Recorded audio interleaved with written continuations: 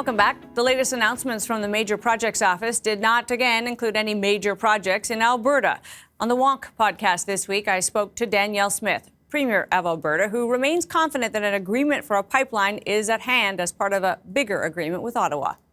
Yeah, because our negotiation with the federal government is more than just a single project. It's actually two projects because we've been linking the Pathways project to have a lower emissions barrel going through our future pipelines with the need for a new bitumen pipeline going to Asian markets. So those two things are together. But we also know that you have to have investor confidence back in order to have the expansion in the production that is going to fill that pipeline. Because the way pipelines are normally built is that a pipeline proponent would go out, they'd line up those who want to put their product on it, and then we'd be able to get private sector funding for it. Well, no one's going to expand their production if they face an emissions cap, which would force them to shut in. No one is going to expand if we have really aggressive and expensive carbon taxes that are being implemented by 2030. So these are the reasons why we have to look at the 9 bad laws that have impacted our investment climate, as well as those two projects. Premier Smith is also convinced that changing the legal environment will be a key part of attracting new investment to the province. Certainly. I mean, we know capital went the other way. I think we estimate there's some, $500 billion worth of projects that went elsewhere. They didn't evaporate. They just didn't come to Canada.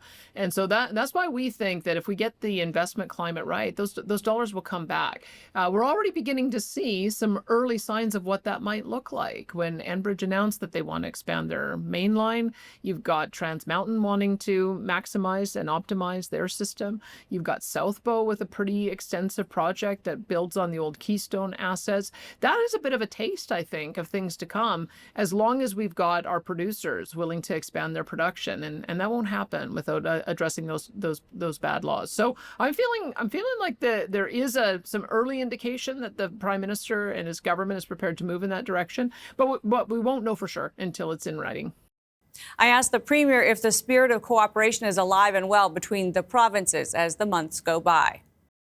Well, I can tell you what my tone is. I support every single project that has been announced so far. I want my neighboring premiers to do well. I love the fact that we now have 2 major LNG projects that are on that list, LNG Canada 2, as well as Silisms. I mean, Silisms is going to be important for Alberta. I think about half of the gas going through that line is going to come from Alberta's gas fields. And so I think that we do benefit from seeing these projects go ahead. We benefit from getting mining going again. That's going to benefit every single province, and I think it's going to change the conversation. So I'm encouraged by what I see. I just I have a little bit more convincing to do, I think, of on certain projects and with certain premiers. But what I tend to do is focus on areas where we can agree.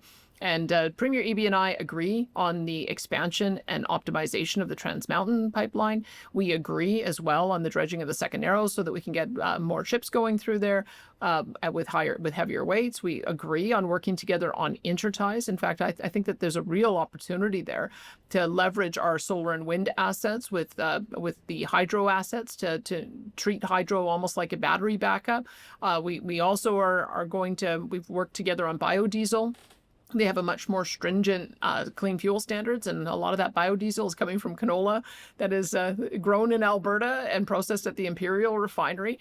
And we are such a huge champion of Port of Prince Rupert, which I look at it as Alberta's port and the increasing investment going there. So I would say we can always focus on the things we disagree on. I tend to focus on the things we do agree on and hope that we'll just get more and more areas of agreement. The current state of Canada's trade relationship with the U.S. remains top of mind for Premier Smith. I'm disappointed that it seems to me that Canada probably should have been the first to develop a free trade agreement with the United States. And now it looks like we are the last priority. And that's very unfortunate. But where I'm encouraged is that it seems to me business is going ahead anyway. When I look at our own relationship with the United States and the fact that we have carve-outs for Canada, U.S., Mexico agreement compliant goods, that's 97% of the product from Alberta. I know it's a little bit lower in the rest of the country. There's about 15% of the product, I believe, in Ontario that is subject to tariffs. But what is happening now is that we're seeing that industry is developing their own deals. Cameco and the nuclear deal that was signed, that's one example of how we're going to leverage our uranium resources. But Westinghouse is very likely going to also produce the nuclear facilities in the U.S. We've got the Enbridge and South Bow projects that are also going to deliver more oil to the United States. So those are another example of industry just moving on. I think that our pathway to a solution is probably those kinds of agreements. There's a critical minerals agreement to be had for sure. There is very likely as well an agreement that could be had on aluminum. It never made sense to me why they would have tariffs on aluminum since they need it so badly and are unlikely to develop their own local supply.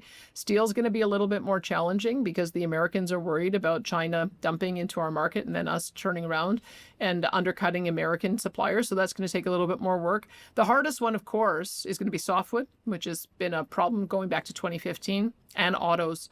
It's quite clear the U.S. president wants to have finished vehicles in the United States and in Michigan in particular. And so I don't know enough about that industry to know the pathway forward to try to find a resolution. I think that'll be up to Premier Doug Ford to try to find that with his auto sector. But that is going to be a very, very tough negotiation. But it shouldn't stop us from trying to develop deals on all those other fronts, and then hoping that the CUSMA agreement remains pretty much as it is. That's what I think that everybody's looking for. Let's just try to maintain what we've got and then deal with the individual sectoral problems one by one. I asked Premier Smith about the recent ad run by Ontario Premier Doug Ford, which inflamed the U.S. president. My preference would be for us to have a diplomatic approach and to try to find areas of common ground with the United States as opposed to antagonizing the decision makers. That's been my approach from the beginning. For better or for worse, I think it's allowed for us to maintain a very strong diplomatic relationship with the United States. I got a chance to see Interior Secretary Doug Burgum when I was at a recent conference in the Middle East, and we've got I think that the Americans are very keen to work with us on energy. That being said, I know that Premier Ford is in a very different position. It's why I signed a memorandum of understanding with him that we're committing to give priority to finished cars from Ontario in our fleets, and I hope that others will do the same. We've got an agreement to work on building pipelines, and I know that there's a potential for us to have oil loaded on ships in Thunder Bay and then potentially go out to the Atlantic and to our trading partners in Europe. There's another potential option to have a spur line going from up to James Bay, which would unlock, I think, not only the critical minerals that Doug has in the Ring of Fire, but also a potential for gas as well as oil. So I'm doing what I can to work with our counterparts to find ways to support their industry. In fact, stemming from a trade mission I did to Toronto and Montreal and Ottawa, we came up with the idea to try to have a three-way a chamber-hosted event where the three premiers would get together and say, hey, how do we bring the supply chain home? And what can we do to support each other? I think that's where I would like our next conversation to go. I know the American relationship is so important and it's going to overshadow everything we do, but why not trade more with each other and try to find ways to support each other? That's the approach I'm taking. I also asked Premier Smith about the importance of creating a climate of growth in Canada. Well, I think that Canadians need to understand that we're all broke. Every government, our government too. I mean, when we look at $60 oil, we need $74 oil to balance our budget, and it looks like it's going to be lower than that for some time. So even Alberta is facing a $6.5 billion deficit this year. Every province is in the same boat. The federal government is even worse. And the only way you solve that is that you either have to cut spending dramatically or you have to increase revenues dramatically. And the way you increase revenues is that you've got to support true wealth creating and job creating projects. So that's what I'm seeing, is that I think that the world has begun to, or at least the Canadians have begun to understand that you can't keep printing money forever. All it does is lead to inflation and affordability problems.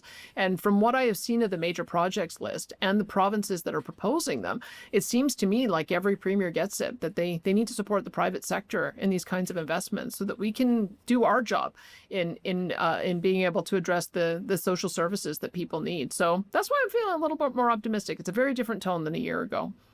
That was some of my conversation with Danielle Smith, the Premier of Alberta, on this week's episode of Wonk. Coming up, Canada went all in on EV manufacturing. Was that a mistake? That's still ahead. But first, here's a list you don't want to be on. The most stolen cars across Canada last year was the Toyota RAV4, more than 2,000 thefts to its credit. In Ontario, the crown for the most stolen went to the Honda CR-V at 1,300 thefts. But for per capita thefts, that is the likelihood that of all the cars of your brand on the road, yours will get stolen, the crown goes to the Lexus TX series, with about 15% of cars out there being nabbed. It's a reminder, sometimes being popular comes with a price. We're back after this.